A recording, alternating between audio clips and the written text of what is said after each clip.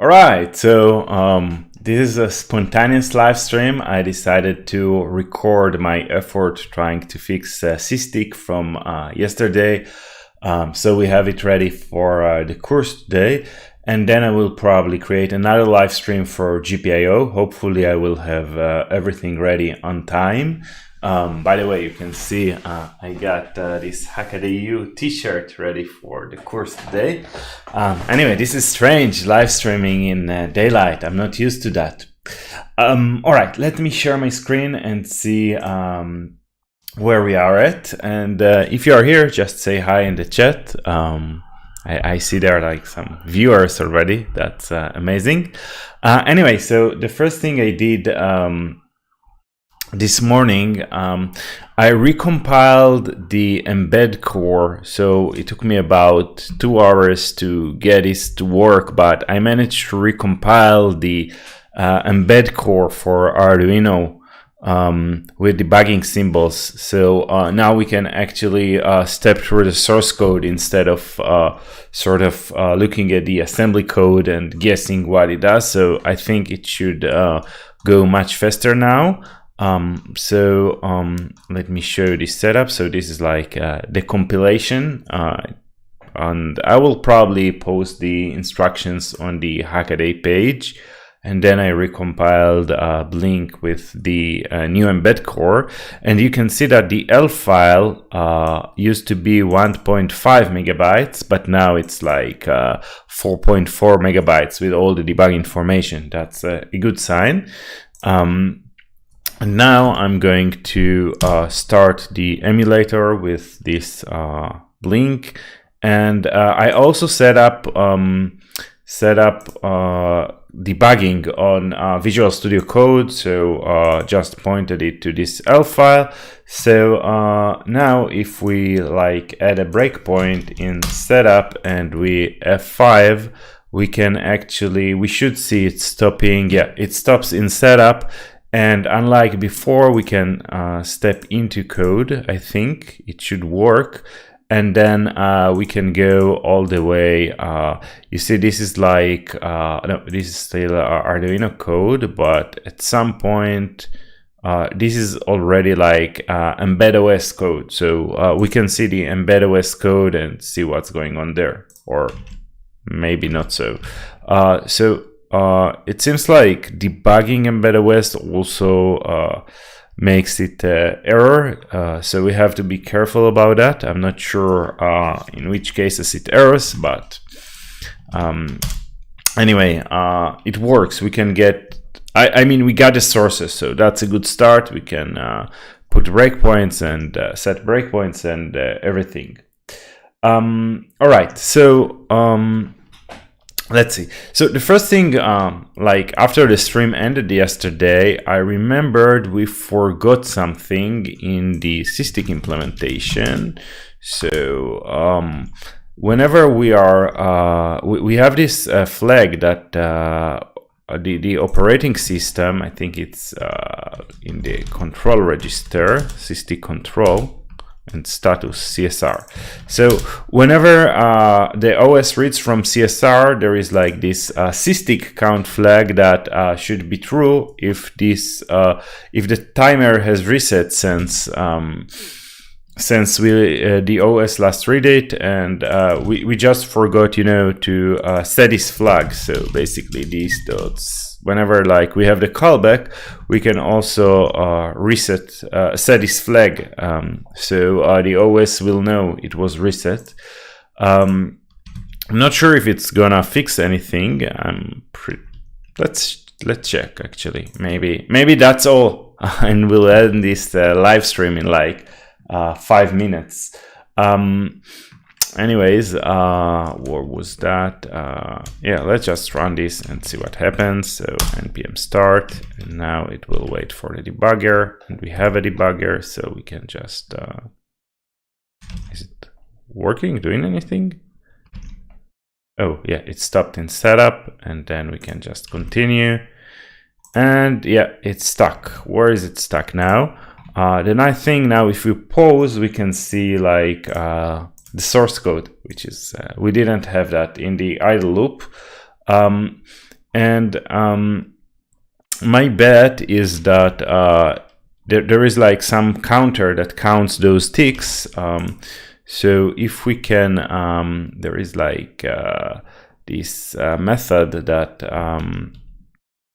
I don't remember how it was called, that would OS tick setup. Actually, this looks quite interesting, this OS tick setup. What does it do? Is it like called from anywhere? Can I set a breakpoint here? Let's tell VS Code to disable coloring this. Yeah, let's try to set a breakpoint here in this function and restart the emulation, and then let's see if this does anything. Okay, so we get here, and then what happens? What's freak 1000? So it should probably tick every millisecond, I guess. And then it calculates this load value, which is system core clock divided by freq.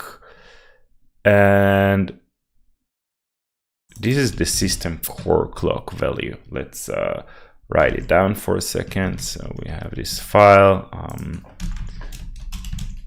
That's the system core clock. All right, and then okay, so it sets the IRQ priority of the Systick, shifted. All right, that's probably priority 3.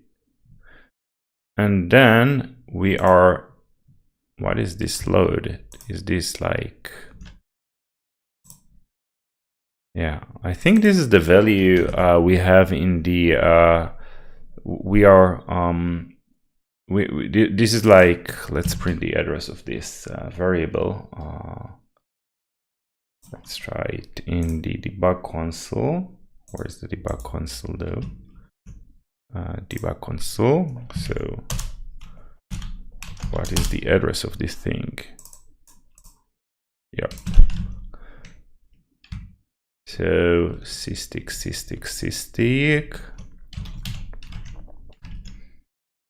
Okay.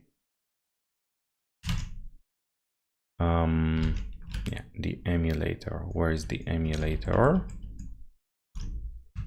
Right, and yeah, so this is the reload value. So we are writing, where was the blink? Yeah, we are writing this value.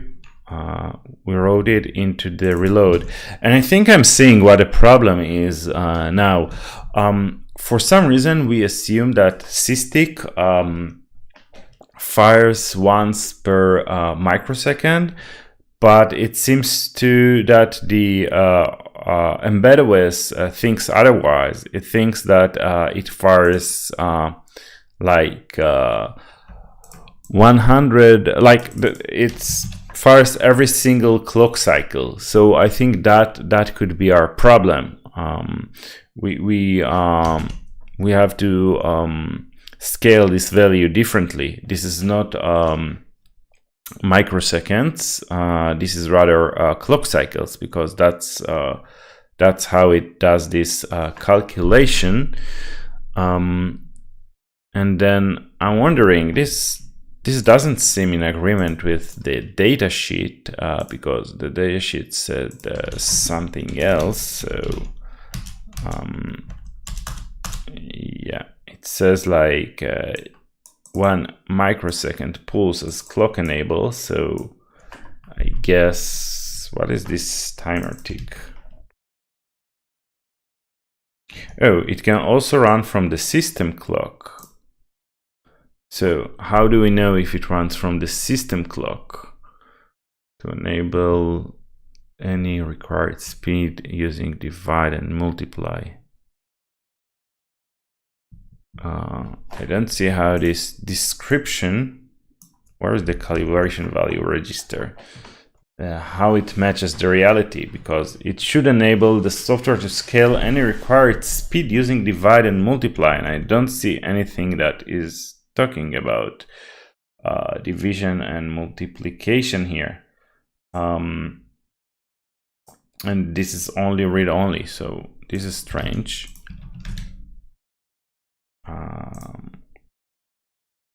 Yeah, this is like the datasheet for the ARM, and this also seems to be yeah, 10 millisecond timing. Yeah, I don't know, something doesn't make sense here. Maybe something here, count flag, clock source, stick int, enable. Are like functions that control Systick in the Pi Pico SDK, and then let's see who is running or reading from this structure.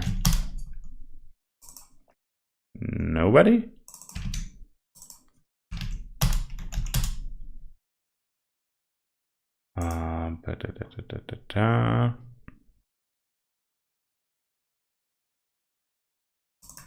Always read run, and yeah, it's processor clock probably always.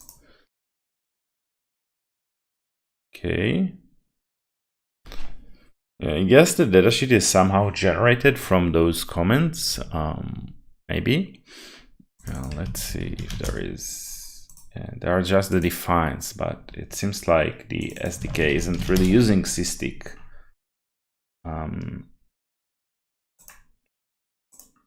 Yeah. Enable Systick at core clock. What is equals 5? Okay, so what is this file?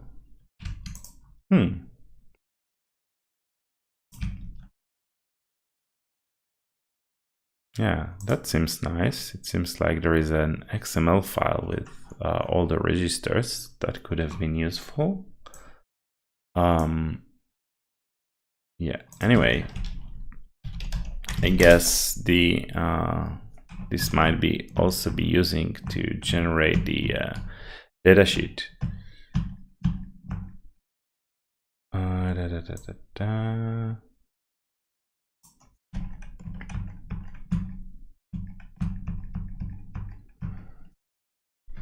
Okay, so anyway, I have no idea why the datasheet says one thing and then the code does another thing, but I mean, this is the reference code we currently have, so until we can find something better, I guess we are just going to do the same calculation in our code, like take this value and use it as like the base frequency for Systick, and then things might work better, a bit better. So yeah, so we had this, and now when we yeah, now we have to scale this value. So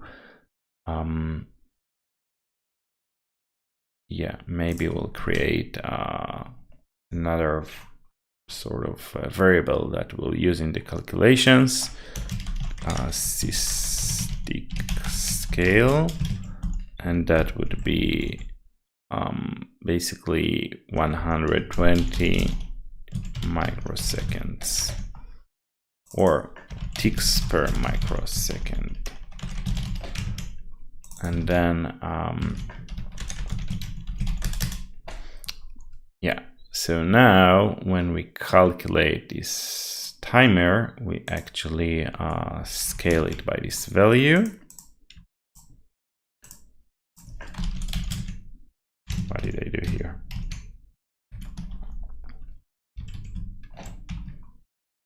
Okay. I just convert the value from Systick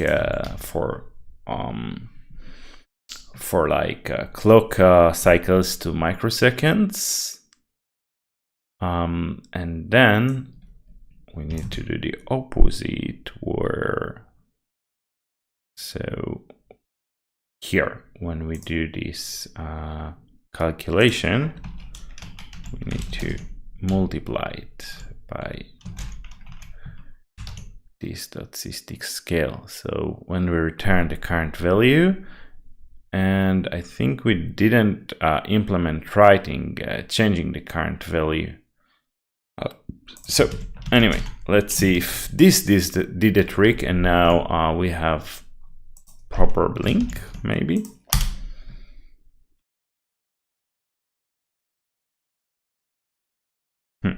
Now it dies. Why does it die? Read from address 35. How did that happen?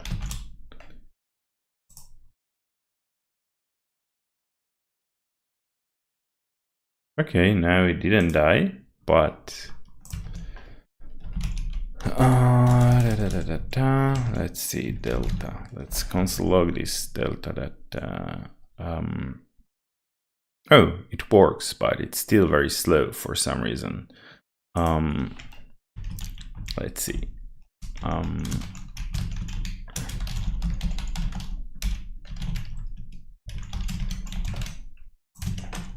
How often does we tick? We need to tick every microsecond. Yeah, so that seems to be, yeah, that's timer 1000.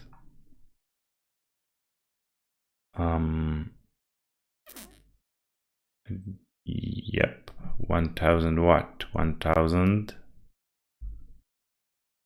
Oh, we need to tick every millisecond. So yeah, that seems about right. So the timer is 1000. So I have another suspect here. It could be that we are just executing, how many instructions do we execute? Just 1000. So maybe we are just executing the code too slow.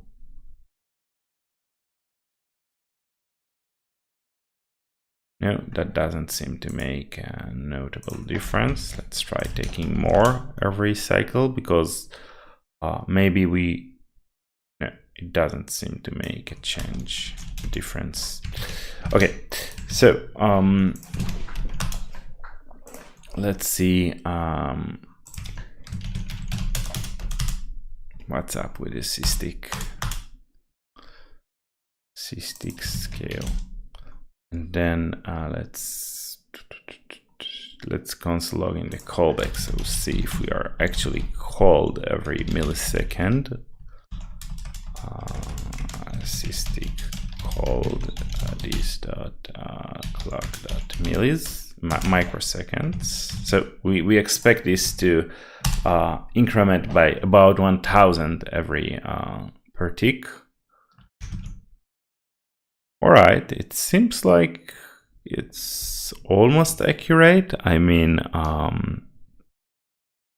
there is a bit of a difference. No, this is definitely not 1000. So, yeah, this is much more. So, maybe the issue is that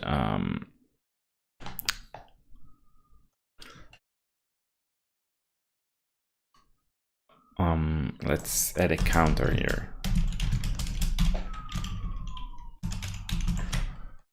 just so we can see how long it takes it to get to 1000. Yeah, it's definitely not that happening at the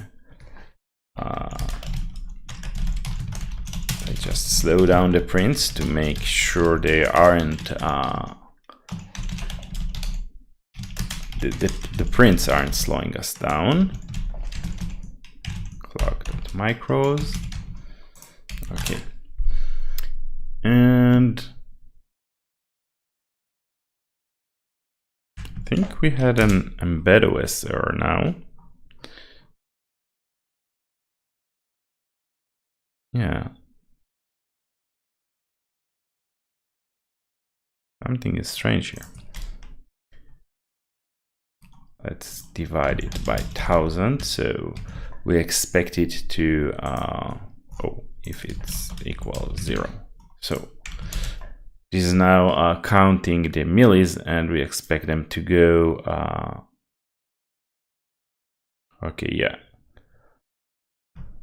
Yeah, it takes like this amount of time for Systick to be called 100 times. So we expected the, like this is the delta, it's like 10 times slower for some reason. So that's why Systick is not working as we would like. Let's just, you know, console log, I guess,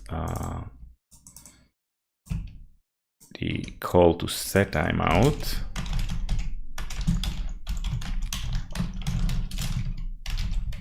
And see what's the interval until this timer expires.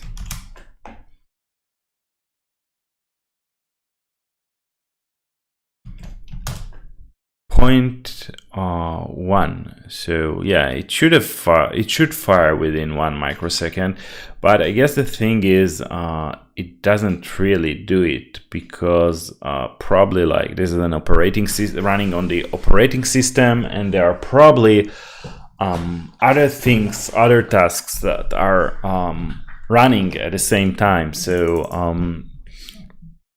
like the operating system probably doesn't, you know, there is like some kind of delay. Maybe also we are like, it's our fault that we have this delay, because set timeout seems to be called, I mean, we can all maybe mat flooring this will do the trick, but then it might be called too early with 0. Yeah, no, it's still slow. So even if it's like, if we do this timeout, set it to 0, it doesn't happen 1 per millisecond on average. Yeah, so I think we need a different strategy here. Instead of like using those JavaScript timers, if the interval is short, then we can probably, yeah. So we can probably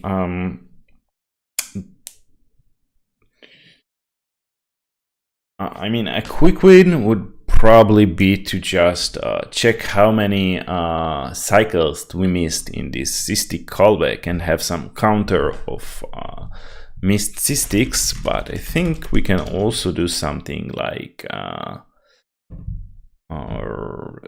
yeah.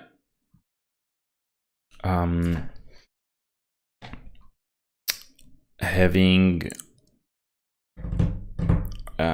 tracking like the last tick of Systick, and then, or maybe the next time it should tick, and then inside the instruction loop we can check if this time has passed. So basically increase the resolution of the timer. Next Systick millis or micros. All right, and then whenever we have, instead of like setting up this timer,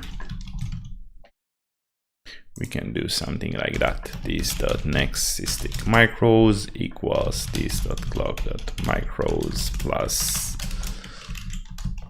Systick scale. And then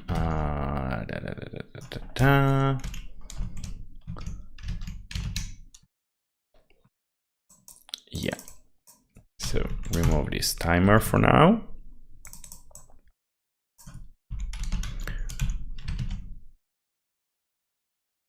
And maybe we can do something like that. Just check if Systick is enabled. Or yeah, let's keep it for now with this logic. And then we will fix it when we get it working. All right, and then we have like this Systick count flag equals true, and next Systick macros, and inside the execute loop, we can do something like this.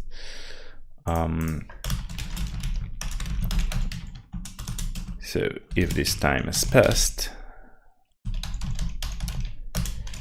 then we this.systick tick. Right, and then where you Systick? Let's move the logic. So Systick callback. And we just need this next Systick macros. And then we don't need this for now. All right, and then we have this like let's edit somewhere. Too many. We need to refactor this. We'll get to this soon.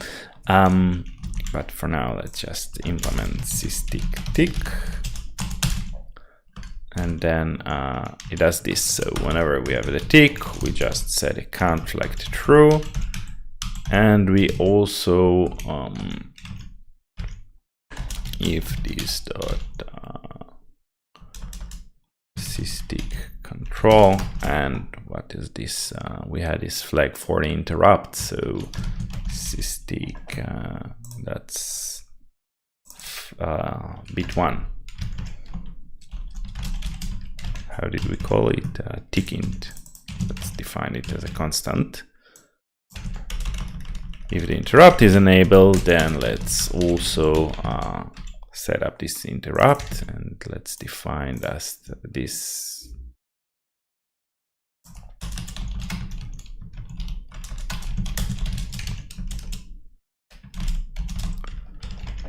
So if the interrupt is enabled, then cool. And then when we write to the control register, we actually do this.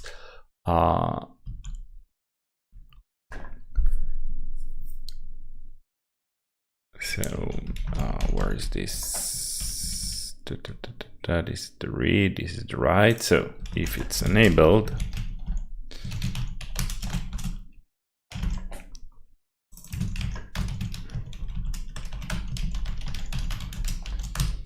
so this will have a value, otherwise we'll just set it to 0 and we'll change the code. So what was that? Systick.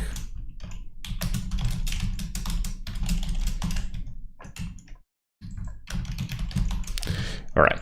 So now we have this logic to support updating this flag even if the interrupts are not enabled. And then we have this execute. So we also want to check that this is not 0. So if it's not 0 and this time has passed, then call Systick, and this will also recalculate the next cycle. All right, let's run it and see what happens. Right? Yeah, it still doesn't do the trick. Tick. Let's print those ticks. See that they are actually being called. That this is happening. It's ticking. No, it doesn't. Why is that? Yeah, let's see. CSR and then this next Systick macros.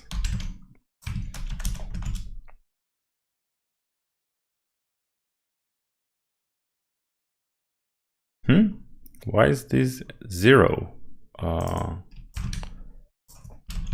Is Systick not enabled or something like that?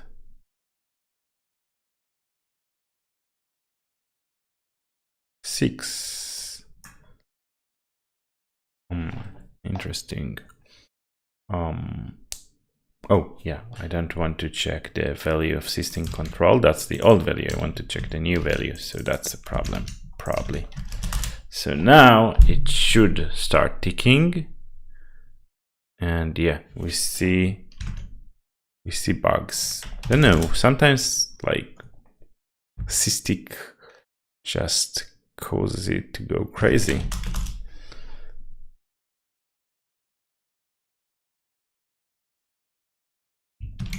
Strange. Why does Mbed OS crash now? Error. Module. Did it even tick or just crashed without reason? Don't see any ticks.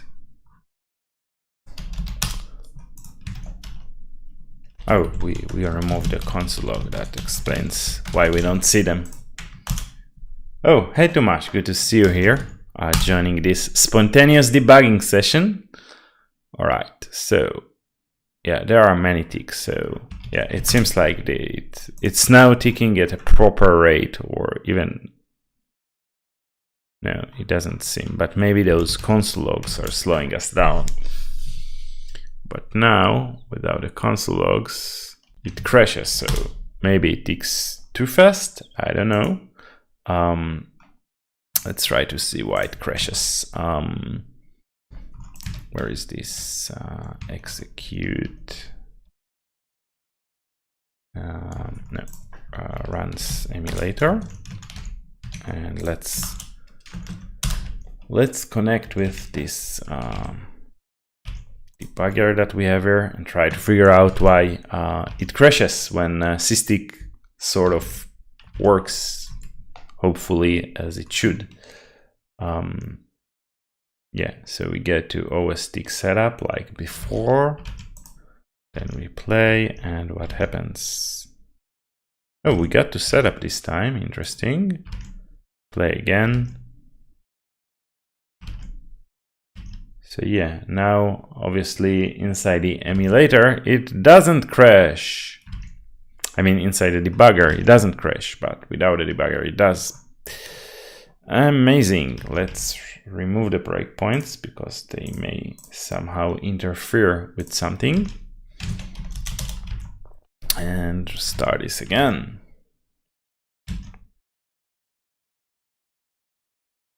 Okay. We're like, where are we? Delay tick. Okay.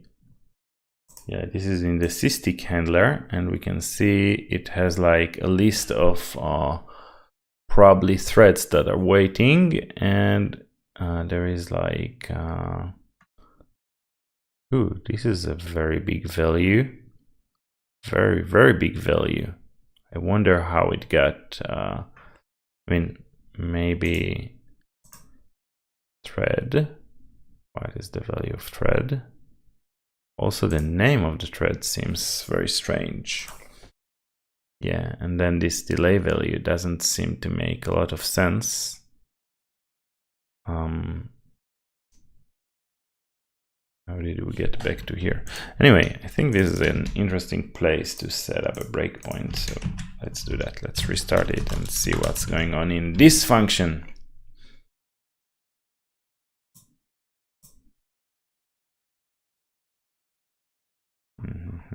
I think we don't need this mat.floor anymore though. All right.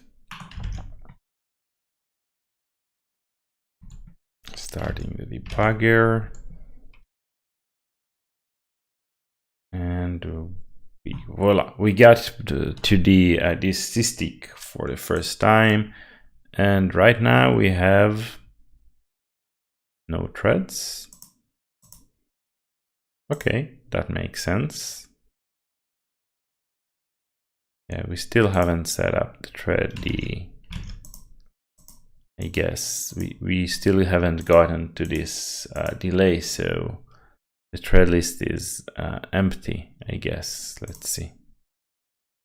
Oh, there is a delay list, and the value is, where is this? Delay value is already, let's see who writes to this delay list. In this delay insert, where is that called? Who calls that? Restart. All right, delay insert. We are going, let's remove this breakpoint and disable it. So we only have this delay insert for now. Okay, so now we are inserting this delay from some of the thread weight enter. So and the delay is very big. How did we get such a big value for delay? What is the value of timeout here? It's still very big. All right. And then there is another one. Oh, maybe this is, this means wait forever. I don't know why we have that, but yeah, this is probably not an interesting thread.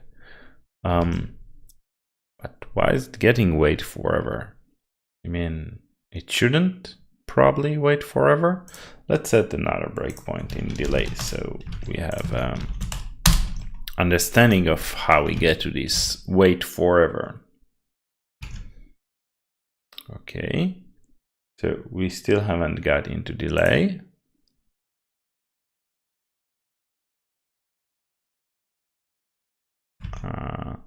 Yeah, where are we? How the counts we haven't got into delay yet. What are we doing right now?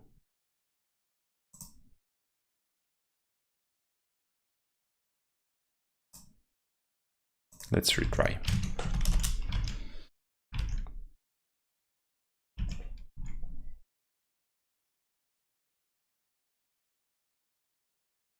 Right. Oh, seems like something is going wrong somewhere. I have no idea where. Let's remove this breakpoint as well for now and just focus on delay. I mean, it crashed. Why did it crash? Let's see. Mbed OS error info. Who spits that error? Maybe if we have a breakpoint there, we can figure out what happened.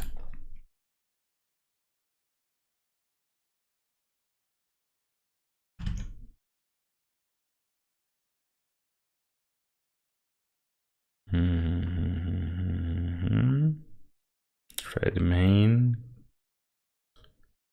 Error value, context location, message, mutex, or message, mutex, not in ISR context. Oh, interesting. It seems to be something with the timing of this. Probably we're calling the exception in the wrong time, and that's what confuses RDOS. So let's see, how do we know how we have this like Systick priority? And then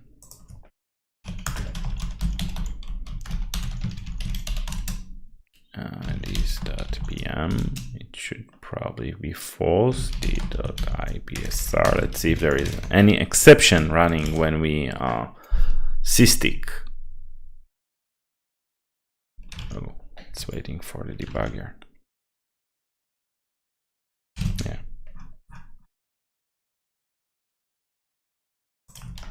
Strange. All right, now we'll be able to figure this out when we save the output, restart the debugger. Oh, and now for some reason it did stop in delay, unlike last time. Strange. Anyway, yeah, it seems like now we don't have this bug that we had before. But now, if we stopped in delay, then we can probably set this breakpoint here in What is going on? Is it not systicking anymore? Because I see it's just stop systicking. Oh, we are in a breakpoint. Are we?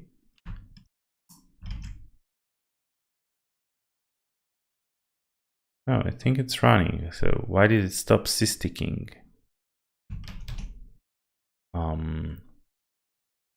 Strange.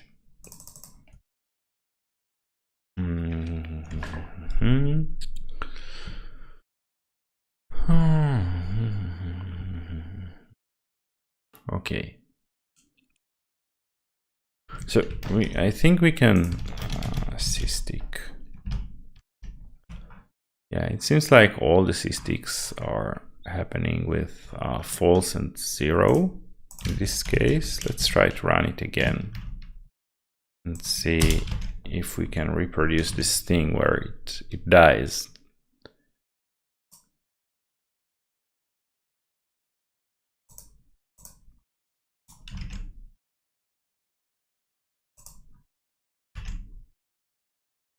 Now where are we? Are we paused? We are paused in this delay insert, but we still haven't. Okay. Yeah, it seems like this time it did die according to all those invalid memory accesses.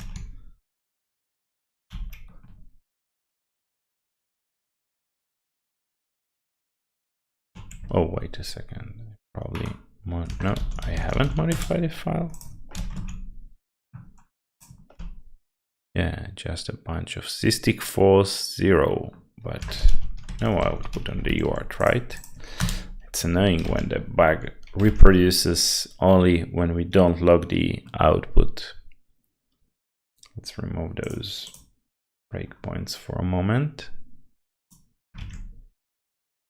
Ooh, what's that?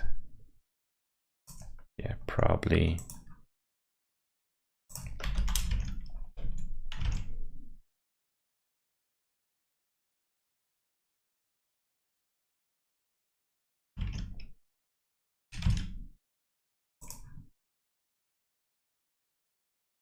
Oh yeah, now it reproduced.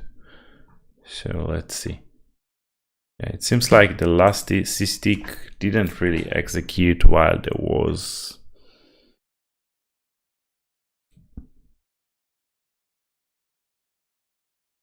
an actual handler running, because PM is false and I think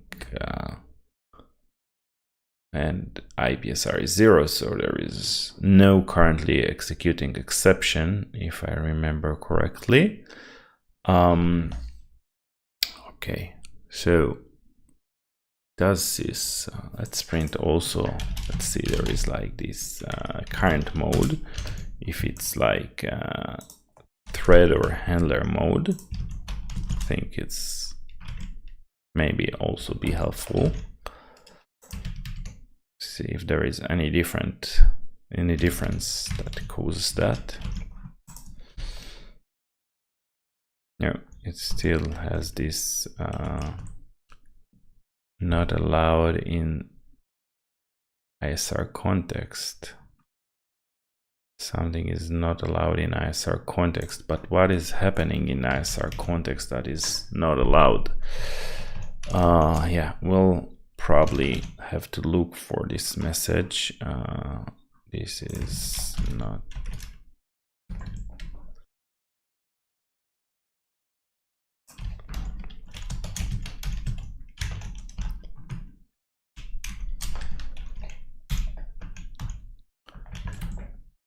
Yep, mutex not allowed in ISR context. Let's see who spits this error. All right. So where do we have the sources for embed? It's at Arduino.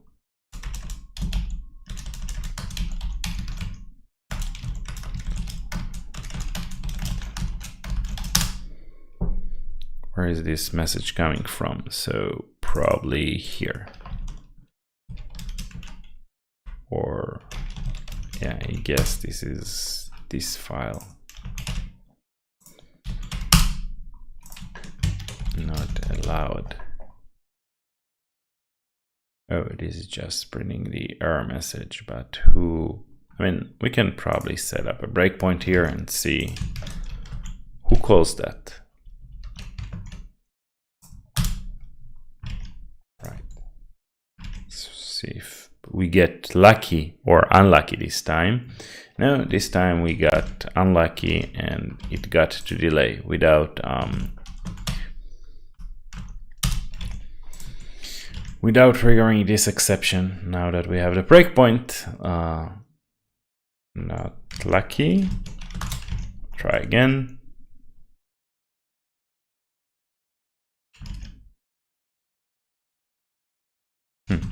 Maybe we got lucky. I mean,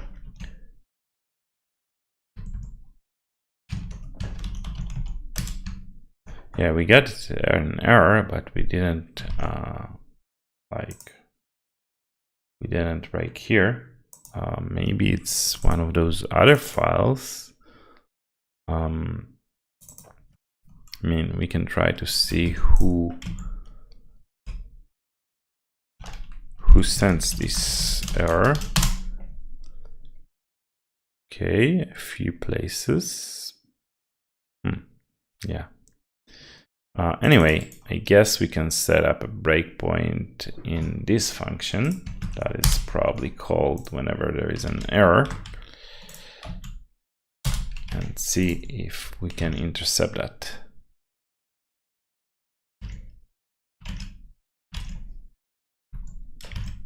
Now we got to delay. Try again.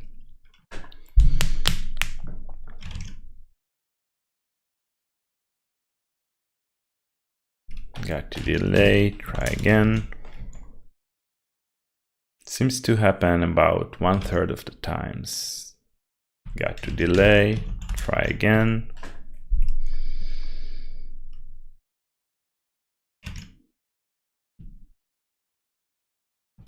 No, why aren't we lucky? Let's remove this breakpoint in delay.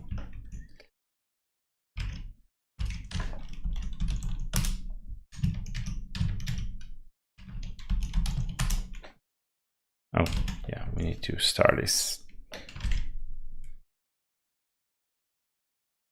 Okay, so now it seems like we have these crashes, which are quite strange.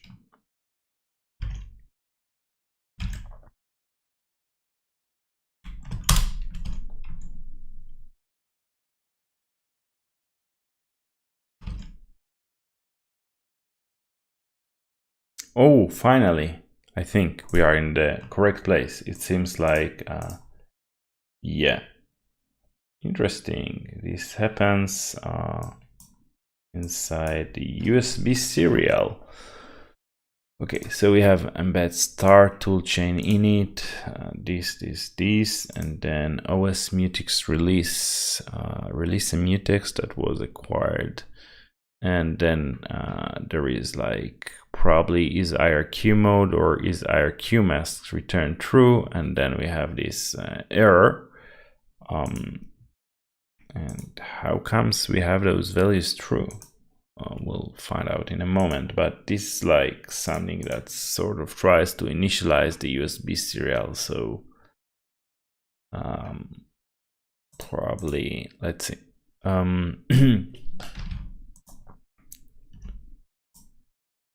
Is IRQ mode IPSR not equal 0, or is IRQ masked if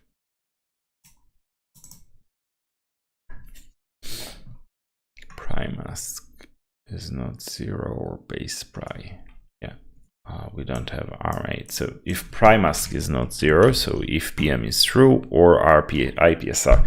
So for some reason, when this line runs, yeah, I mean, we can maybe see the values of those info registers. Yeah, pry mask is 0 and IPSR also seems 0 at this point. For some reason, one of those functions returned true, which is strange because according to the call stack, it wasn't true at the time. So I wonder, is there like a bug in how we restore some of the flags or something like that when we exit from an exception?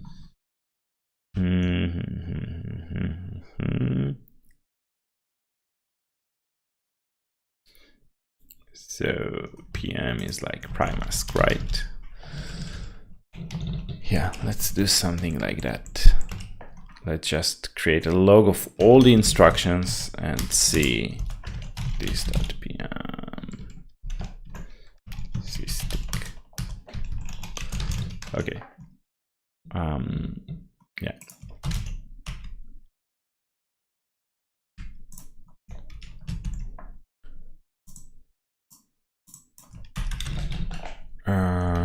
So just every single instruction, we want to see this PC to string 16, then the value of PM and the value of IPSR. And now this code, like, let's set up a breakpoint here, or maybe here.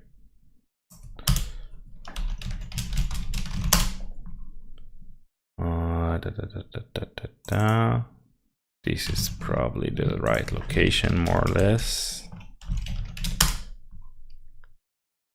Where is the place where, yeah, here it loads IPSR and primask. So this is like the interesting piece of code where this check fails. So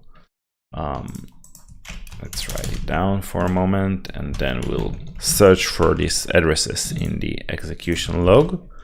And then here we just want to emulator run it, just without waiting for the debugger or anything. Okay, so writing a lot of data, and we can see that it's going into Systick and out of Systick, and I can already see sort of a problem, because it seems like Systick happens way too often. We are executing only a small number of instructions and then Systick fires, so that could be a problem. It doesn't really let the other pieces of code run.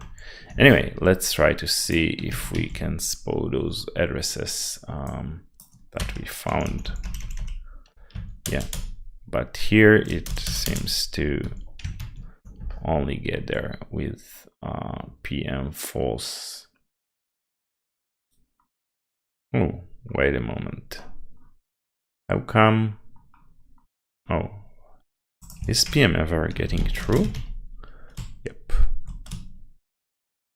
Someone is setting PM to true at some point, but only for a very short period.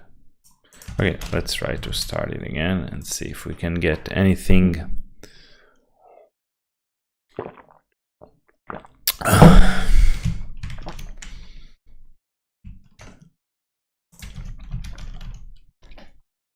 If you are sending stuff, then yeah, this means we had this Mbed OS error. Now let's see what happened this time around this PC address. So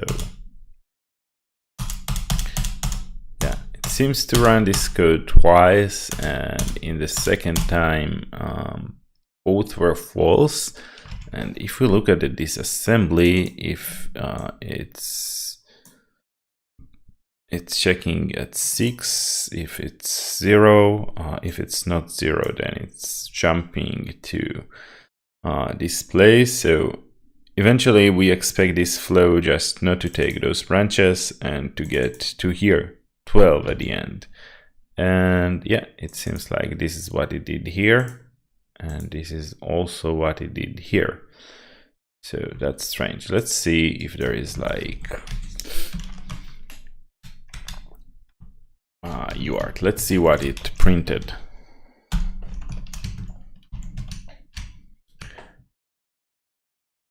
Yeah, the same error.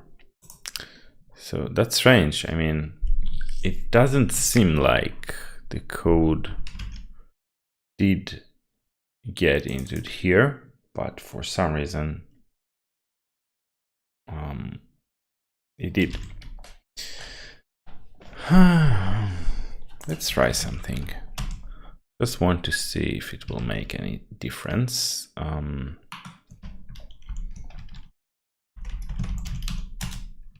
Systick.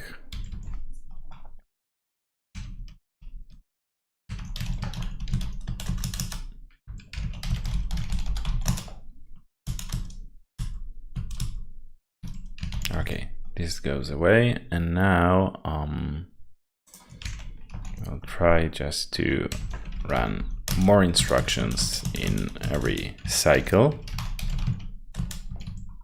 like 1,000, 100,000.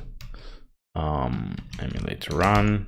Yeah, just run it straight away, and let's see what happens now, if it improves anything.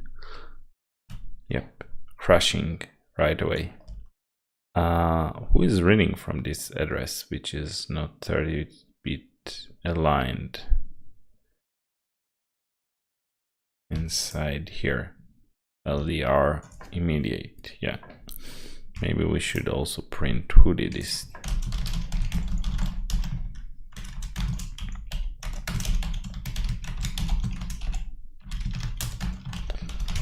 All right.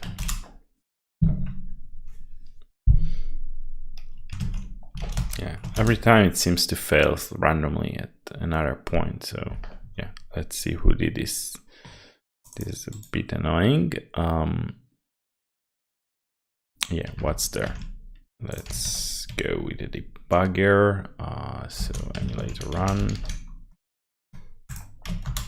and reconnect the debugger. Disassemble here. Exec. Disassemble here. What is this function? Handle error. Yeah. So yeah, so probably something is not working, but what is that?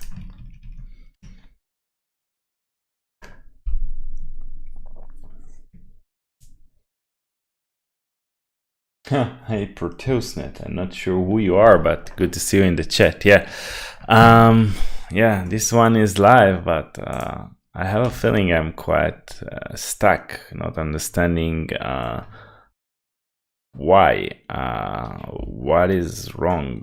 Like, what is causing this to misbehave? Something is wrong, but it's it feels like finding a haystack in a needle in a haystack. I mean, it crashes randomly in different places. Like, where is that exact specific address? 8610. 8610. Or yeah, loading this. Where is this handle error?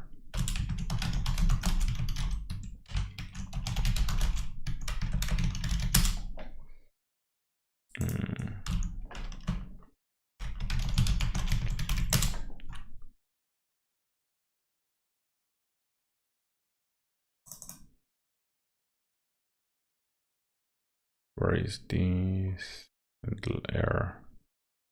Sounds like the right place to look for it. Embeddor. Go away.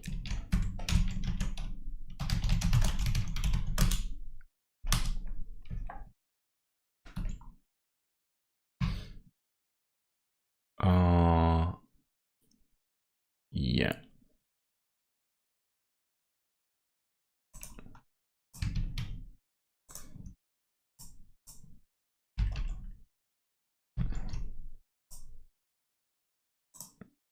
So we are inside handler, and we said that this is like the line that fails, so probably loading one of those values. MFC, what is MFC? Embed fault context error value, pcreg, spreg. There is like 1, 2, 3 loads. I don't see, or maybe this is like this.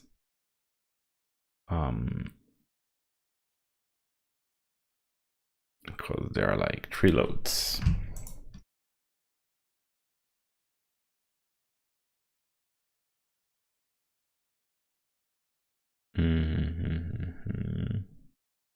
This is the call to critical section, enter.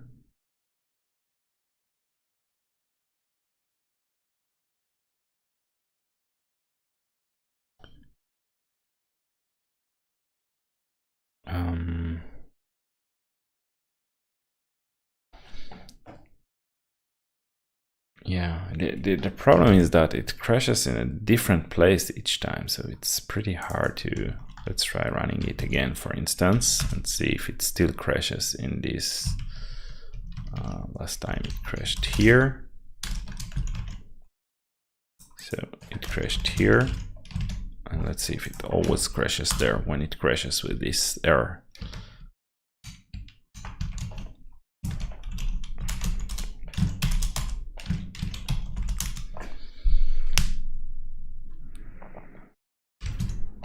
Now somewhere else, probably. Yeah, now it has this error. Huh? Yeah, it seems like a different error. Form. Oh, that's like the link. Yeah, the same error as before that I saw. So every time it gets somewhere else, this is like the rapid blinking to tell us that there was an error. Now it seems to reproduce quite consistently. Oh, now it crashed on this write again, but read, but this time it's like in a different place, reading from invalid address. It seems to me like there is a problem with the code that enters or returns from interrupts, because from exceptions, because it seems like I have a feeling that one of the registers is getting overridden in a way that it shouldn't. So what I'm going to try to do now is to spot this issue. Okay, so we have this console log, and now we are just going to print also all these registers and see if one of them is getting messed up. And then run it a few times until it hopefully crashes. And then we can see what happens prior to the crash point. So right now it doesn't seem to. Maybe we'll just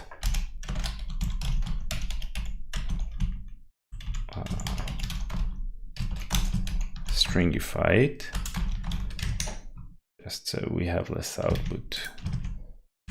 Okay.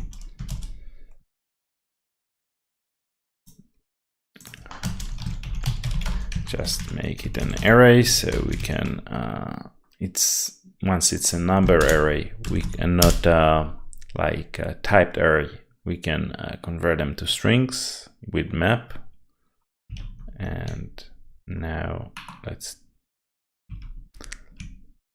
take another look at output. Killing VS Code. But yeah, now it doesn't seem to crash.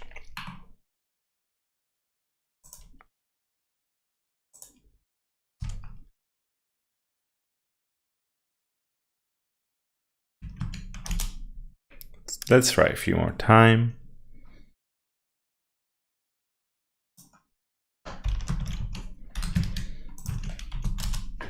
and see if we get lucky and it crashes, and then we can probably figure out what happens, which register is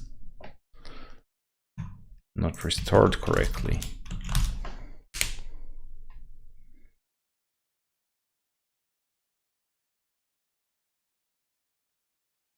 Maybe I got a better idea. Instead of doing this on every instruction, let's try to do this just when we are before we enter an exception handler and after we exit. So here we print this before and after exception return. Okay, and this should probably go faster.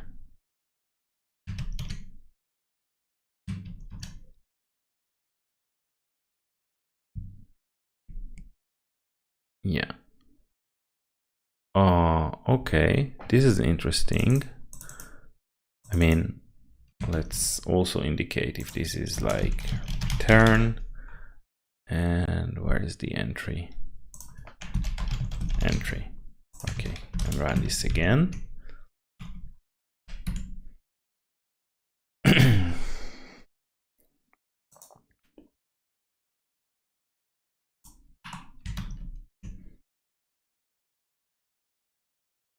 Yeah, this is annoying. I will add another space so it will be easier to read, to see the lines visually. Oh, and it also crashed. Perfect. Okay, so we have this entry. Oh, it actually died inside an exception handler. Interesting. Even though this address, I don't think we concluded it's a handle error. Okay. Anyway, we can now try to figure out if, like, this is strange. We have entry with one thing and then return with another thing. This seems like it could be a problem. And then here we have sort of maybe a problem, like there is the LSB is cleared. Yeah, it seems like let alone the LSB, there are like other issues, like the registers don't have the same values, even though I think we are not supposed to preserve all the registers, just a few of them. We are 0, 1, 2, 3, and 12 and link register. So this is R0 and it doesn't seem to be preserved. For some reason it's 0 here. Yeah. All right. Interesting. Why do we have a different value for R0 and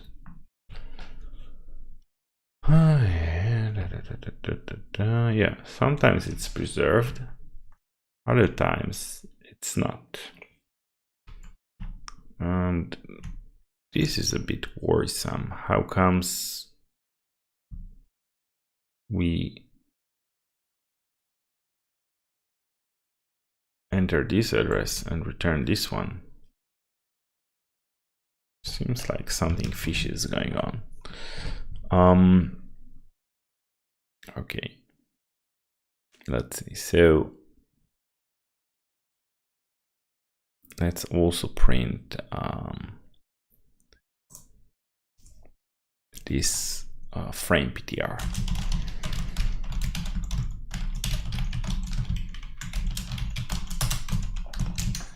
On entry and on exception return as well.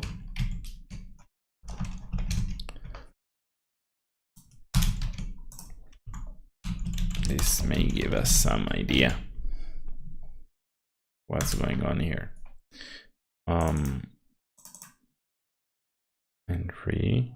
So this is the first time where interesting. This is like, I'm wondering if this is like because the operating system is sort of switching to a different process or task or something like that. And that's the reason we are returning with a different frame pointer. seems like the stack is moving. Like when we enter, this is the value of the stack, and then when we return, this is the value of the stack. But even if we ignore this for a moment, it seems like in this very first time, those two registers have changed their value between entry and return. So that's strange. This one seems to be quite well preserved, but those ones seems to have changed. So I'm wondering how comes they were modified.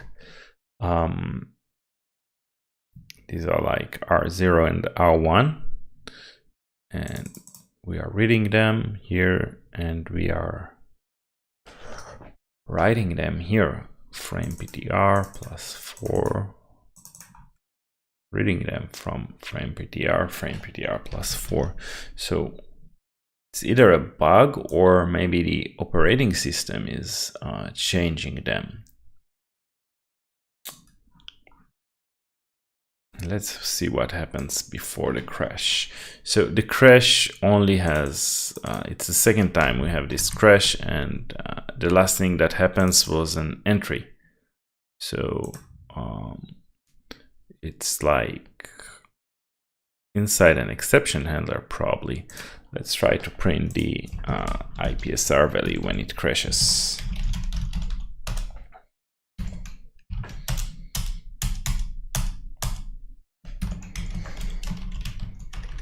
So the currently executing exception handler number.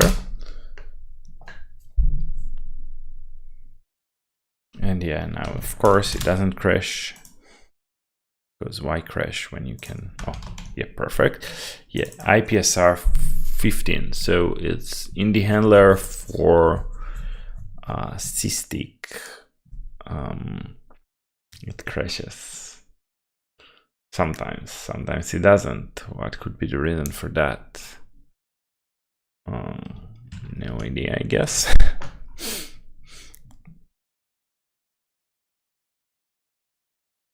I mean, I think we concluded this is like handle error. Let's try to see if we can catch this in the debugger.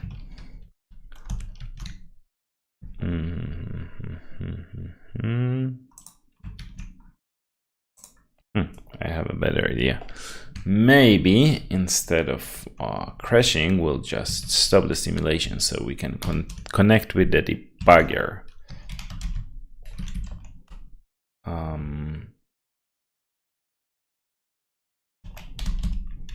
Just, you know,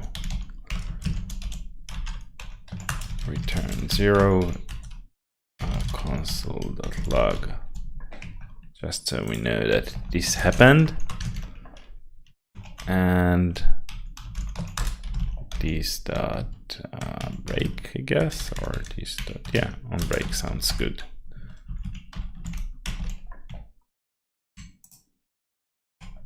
Oh, we need to give it a code. All right, let's try that.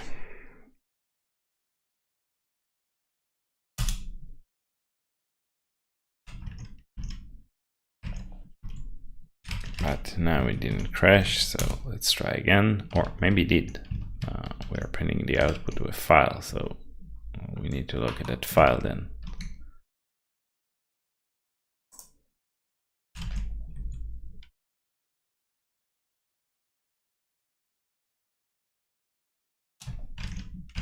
Where are we now?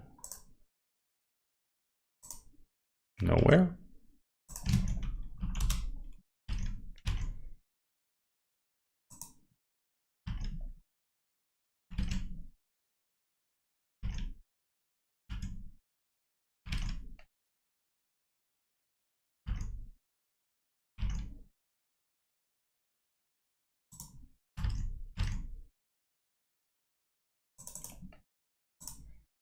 Okay. Doesn't seem to be anything useful.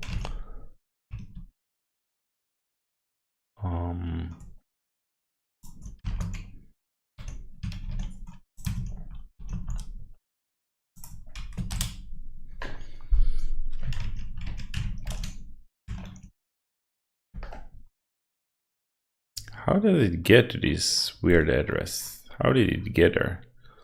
Like there is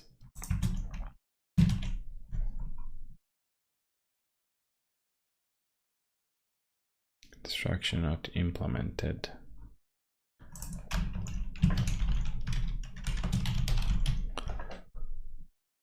Okay, so we had this entry and then return, and then it somehow got to somewhere that doesn't make sense. But this is after it had an error already, so I guess the problem started before.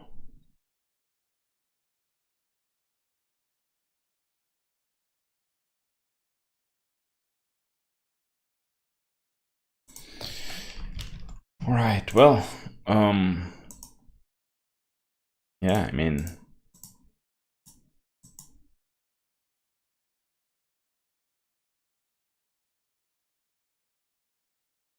I don't think I can see why it is.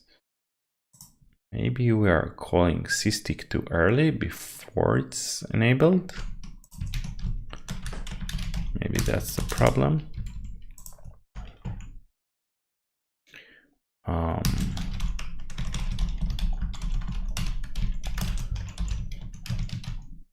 Systick.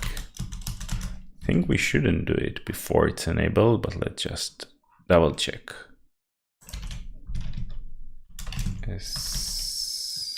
Oh no, enable. How do we call it? Systick status register, CSR.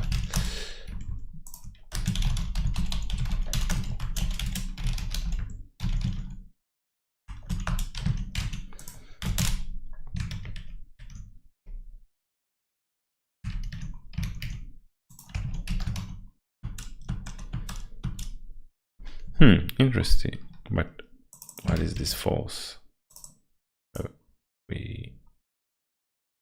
This is like reading the status, we want writing CSR value. Okay, now we can see if tick is called before it should. No, it seems to be good. Like we first enable Systick, then writing 7, and then we call it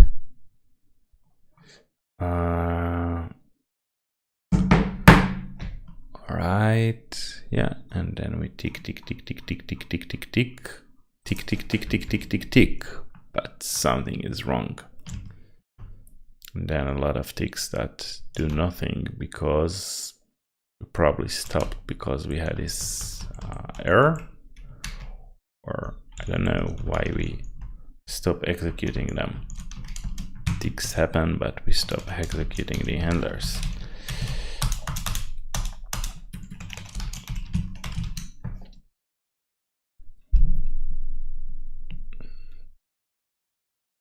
Strange.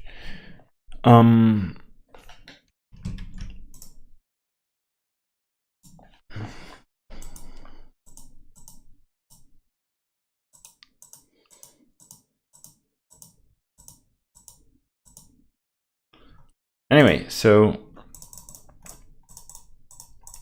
let's try something else.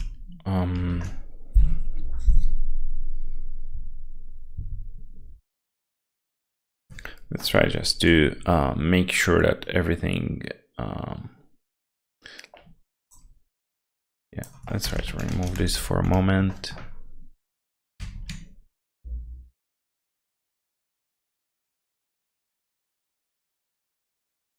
Let's just try calling this handler like firing Systick every like 10,000 instructions or so and see if that works. So instead of having this logic, let's try something else. If this dot if I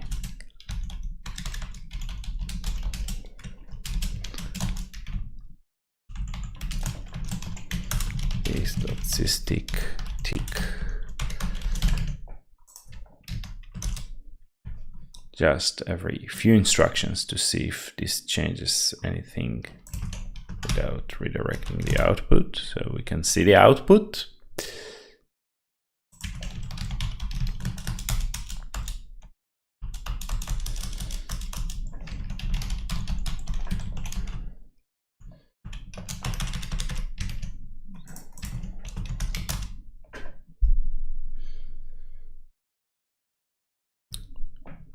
Okay, maybe we'll try a smaller number.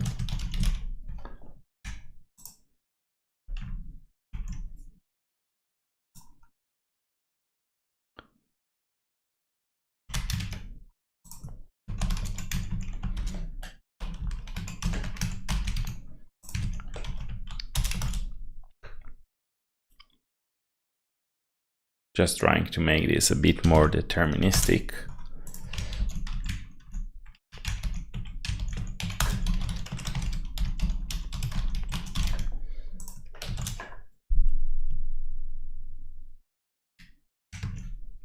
Wait a second.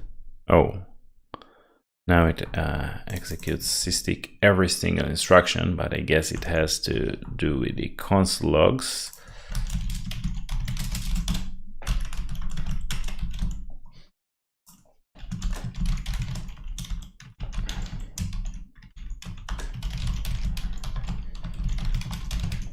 Let's see how often it executes Systick. Yeah. So, yeah, well, probably once per 100 instruction, because we have, no, once per 1,000 instruction, because we have like 100,000 instructions in this loop, and we execute it 100 times. So yeah, this is probably the right ballpark.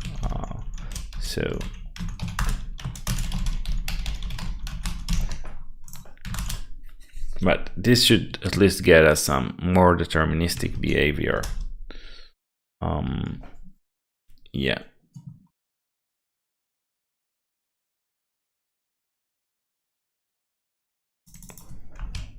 Let's also do this trick with a counter.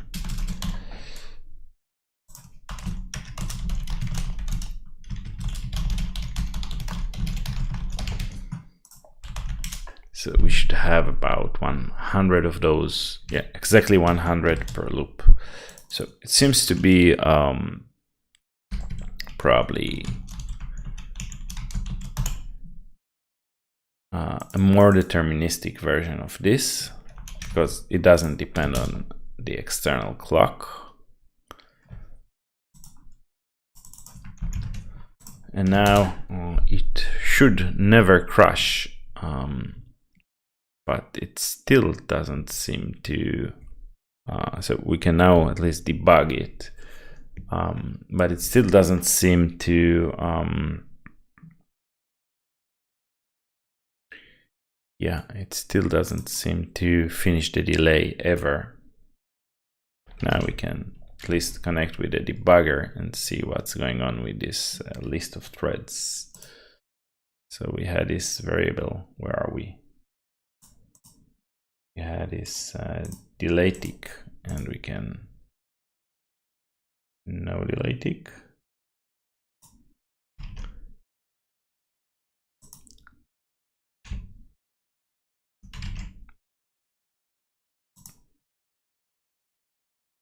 I wonder why it doesn't fire those ticks.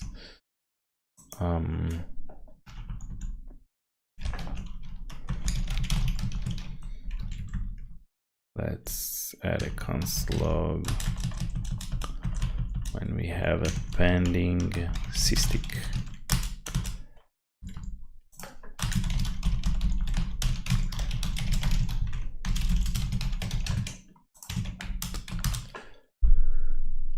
All right, a lot of exception entries. Now let's see what's going on in the debugger.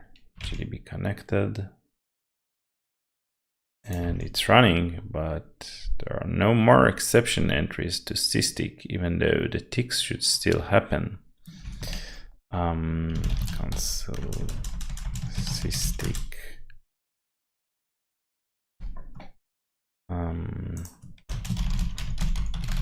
Check for interrupts and current priority.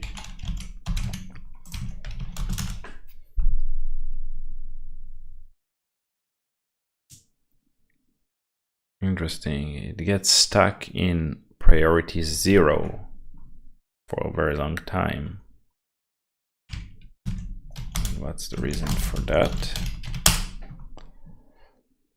Let's also print this.ipsr, this.pm to try to figure out why it gets stuck in that higher priority.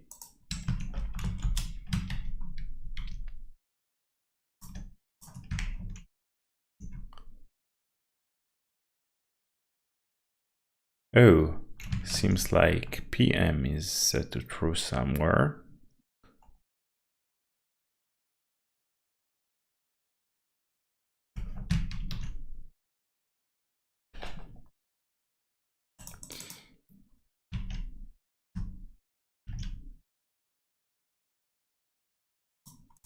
But did we have this? Yeah, GPIO set to high, and then check for interrupts. It does this Systick, but at some point seems like PM is set to true, and at that point it stops receiving Systicks, which is a shame. So let's see who sets PM to true. Check for interrupts 3, 4.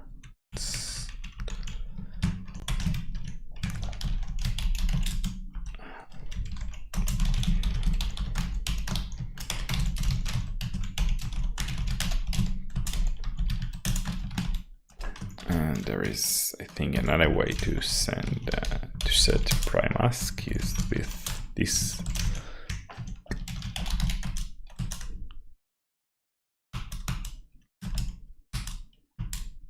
Yep. And maybe PM updated. Let's also write a value. Okay. Let's see who is setting that PM to. This piece of code sets PM to true, but I guess it should also set it to false at some point.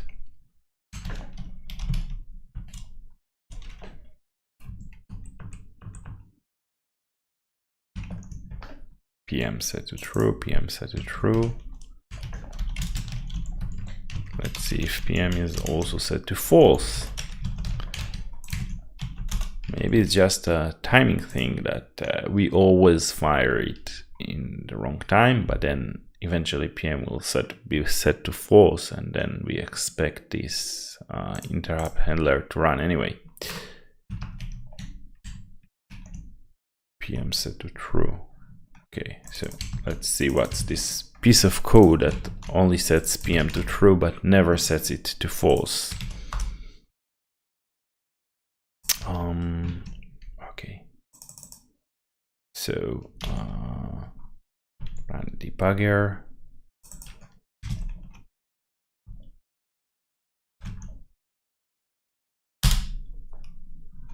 Pause it.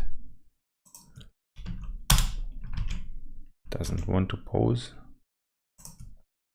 Okay, but it just paused the process.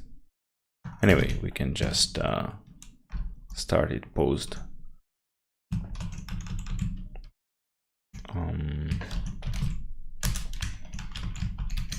Or we can just use the standard GDB.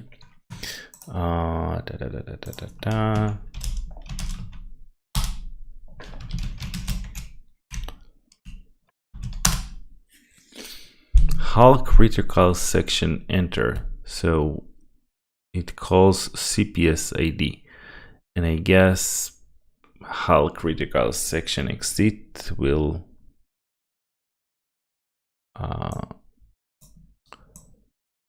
call CPS IE.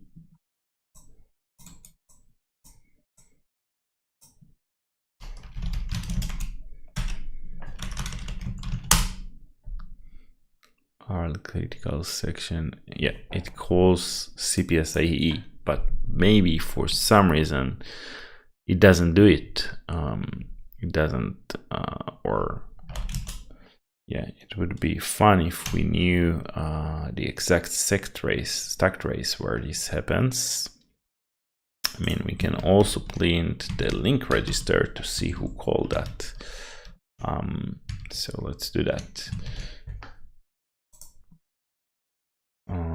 Inside RP2040, this.lr to string 16. Okay, cool.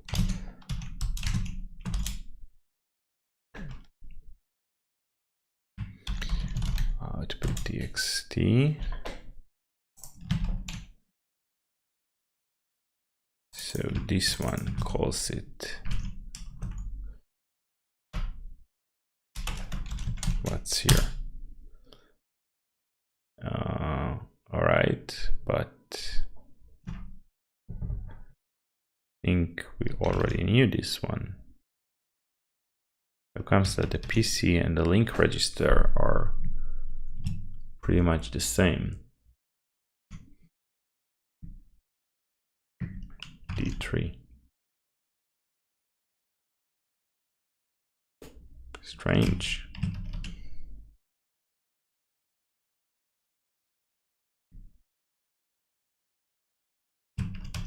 Yeah, this is strange.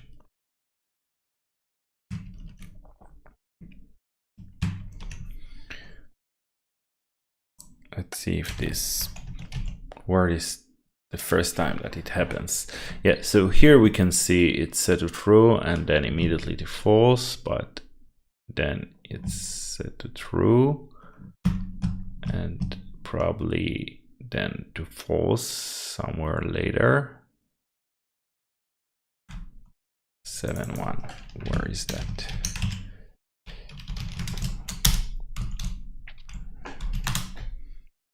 In critical section exit, but for some reason it seems like at some point it gets stuck in critical section. I mean, yeah, we have this, we can see who calls this. Yeah, I think something gets messed up with a stack or something like that, and then we have some kind of loop. Let's reconnect. Yeah, I mean, we are inside this function.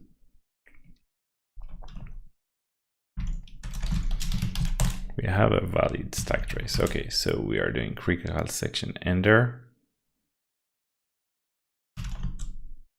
And then critical section exit.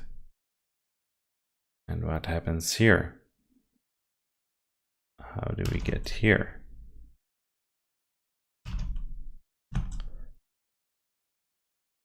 Something is really strange here. It should execute a single instruction, but it seems like it does more than that. We are not really stepping instruction by instruction.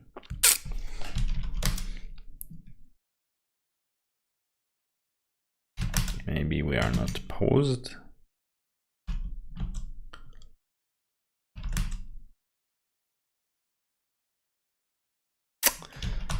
Strange. Oh, maybe, yeah, the Visual Studio Code isn't connected. Let's try again. Without all these set PM to true and false.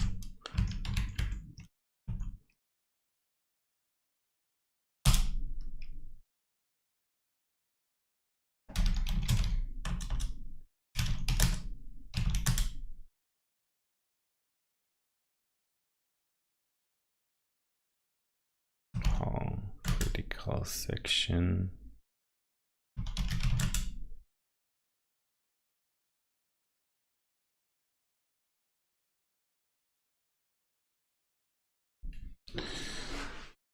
Okay.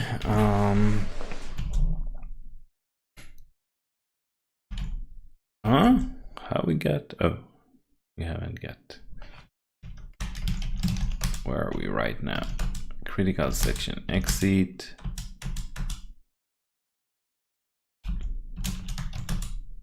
artv is 0, and we skip this. What is this thing in how critical section exit? I mean, there is this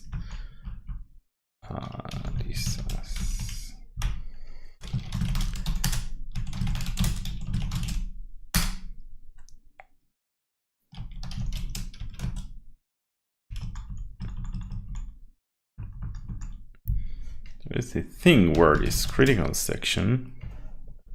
Let's try to open this file for a moment and see what's going on there.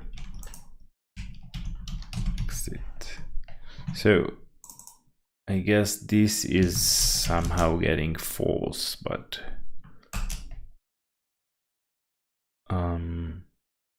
in critical section enter.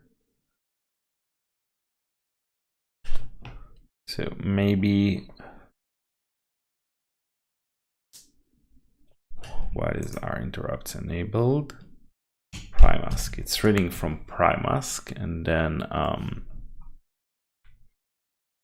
it calls disable IRQ. So yeah, so it seems like at some point this is getting 0, and then I mean it seems like something before that may have set PM to true, so then critical section exit. So maybe we are just looking in the wrong place altogether. So let's see, where was the last time PS is PS PM updated. Okay, let's see, where was the last time PM. Okay, yeah, PM was set to false, and then we'll see who set it next to true.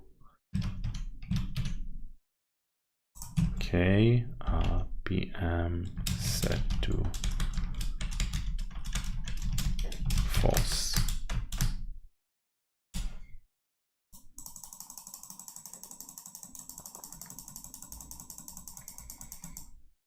So this is the last time it was set to false. Then we have exception entry to Systick. Check for interrupts, and then who sets it to true? Here inside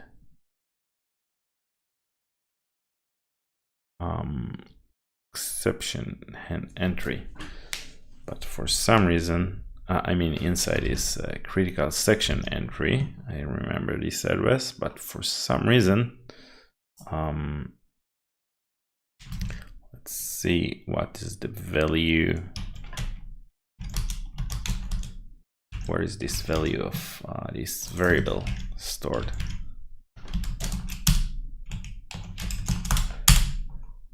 Okay, it's stored here. So let's print it as well. This.radio in 32. Yeah, so we expect it to be 1 because we expect interrupts enabled to be true, but probably this is not the case.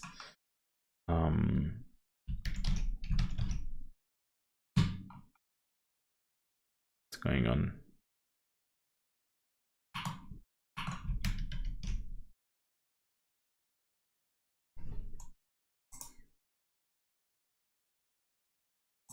Read from this address. How comes this is probably a byte? Unit 8. It's a boolean, so it's probably stored as a byte.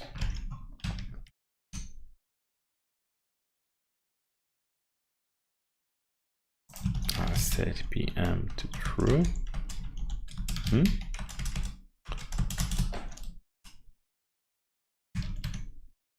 Okay, so we need to check the value of this when we set PM to PM interrupts.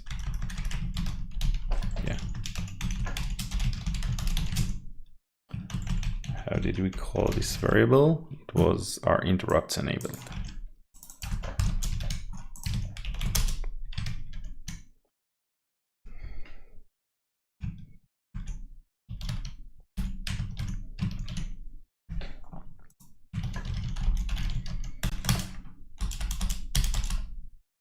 Whew, so many of them.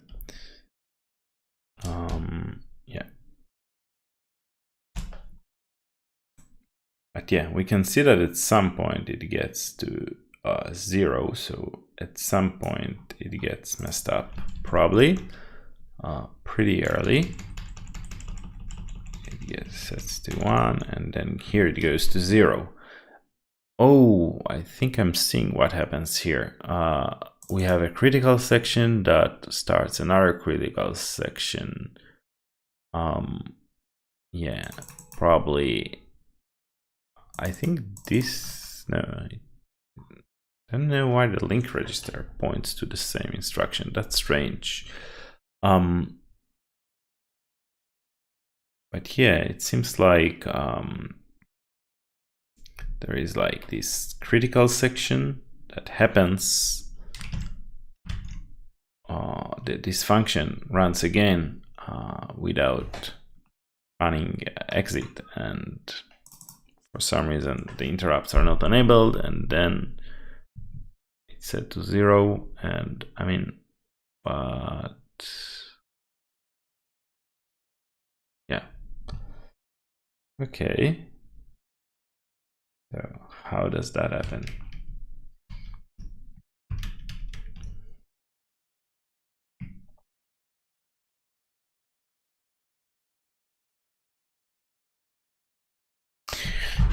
All right, I think this is a good time for a break. Let's just, stash what we have so far, like this.